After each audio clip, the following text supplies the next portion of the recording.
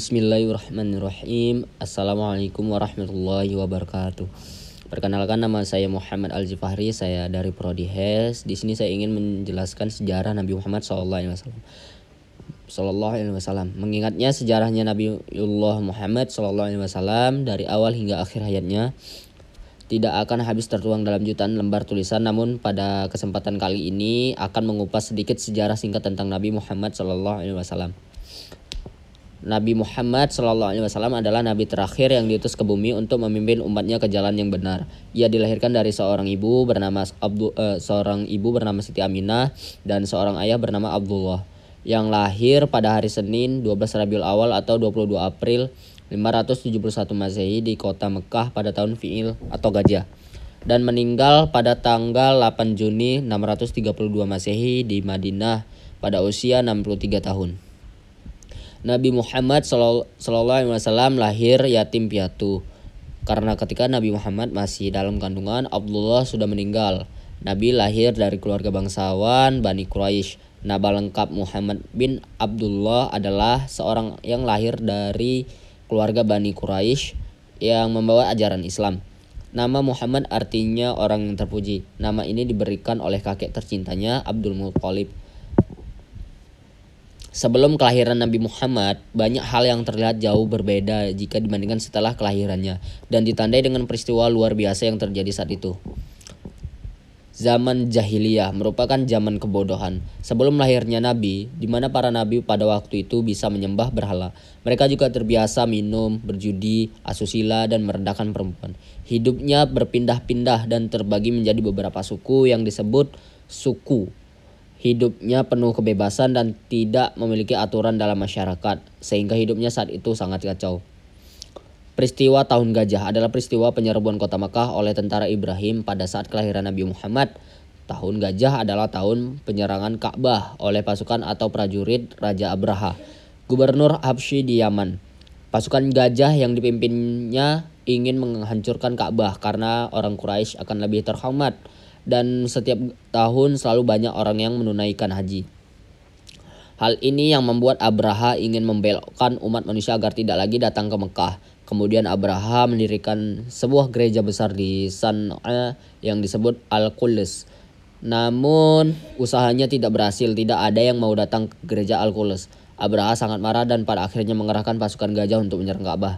Di dekat Mekah, pasukan gajah menyita barang milik penduduk termasuk 100 ekor unta milik Abdul Muthalib, kakek Nabi Muhammad. Ketika Ka'bah hendak dihancurkan, Allah Subhanahu wa taala mengutus burung ababil untuk membawa kerikil sijil dengan paruhnya. Kerikil dijatuhkan tepat di kepala masing-masing pasukan gajah hingga menembus tubuh mereka hingga tewas. Peristiwa ini diabadikan dalam Al-Quran surat Al-Fi'il ayat 1-5. Pasukan gajah ini diremukkan untuk mendapatkan azab dari Allah Subhanahu wa taala. Selama periode inilah seorang nabi zaman terakhir lahir, yaitu Muhammad dari Abdullah dan Siti Aminah.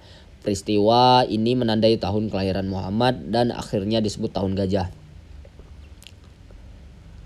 Nabi Muhammad sejak kecilnya sudah merasakan kehidupan layaknya manusia biasa, padahal beliau sangat dimuliakan oleh Allah Subhanahu wa taala. Bahkan pada saat masih di kandungan pun beliau sudah ditinggalkan oleh ayahnya. Ia lahir sebagai yatim piatu dan pada usia 6 tahun ia ditinggalkan oleh ibunya. Sehingga ia menjadi yatim piatu, ia merasakan apa yang dialami manusia pada umumnya. Dan pada usia 8 tahun beliau ditinggal oleh kakeknya, Abdul Muthalib. Kehidupan yang dijalaninya bisa menjadi panutan bagi seluruh umat manusia. Nabi Muhammad disusui oleh Tucus Tombah selama 3 hari, dan oleh kakeknya beliau juga disusui oleh Halimah As-Sa'diyah dan berada dalam asuhannya selama kurang lebih 6 tahun. Pada usia 5 bulan ia sudah bisa berjalan dan pada usia 9 bulan ia sudah bisa berbicara dengan lancar.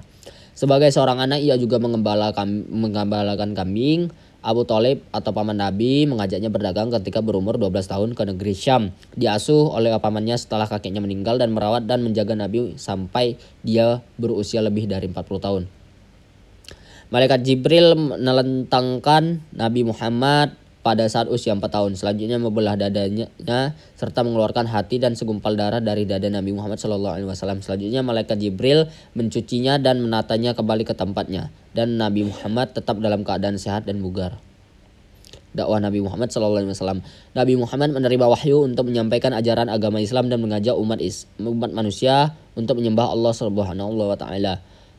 Beliau menyampaikan dakwahnya secara sembunyi-sembunyi. Adapun orang-orang yang pertama masuk agama Islam atau disebut dengan as-sabiqunal awwalun, yaitu keluarga dan para sahabatnya, yaitu istrinya Siti Khadijah, sahabat Ali bin Abi Thalib, Abu Bakar As-Siddiq, dan anak angkatnya Zaid bin Harisah, Utsman bin Affan, Zubair, dan masih banyak lagi keluarga dan para sahabat Rasul yang lainnya. Selama 3 tahun lamanya Rasulullah Shallallahu Alaihi Wasallam berdakwah secara sembunyi-sembunyi dari satu rumah ke rumah lainnya. Kemudian turun surat Al-Hijr ayat 94.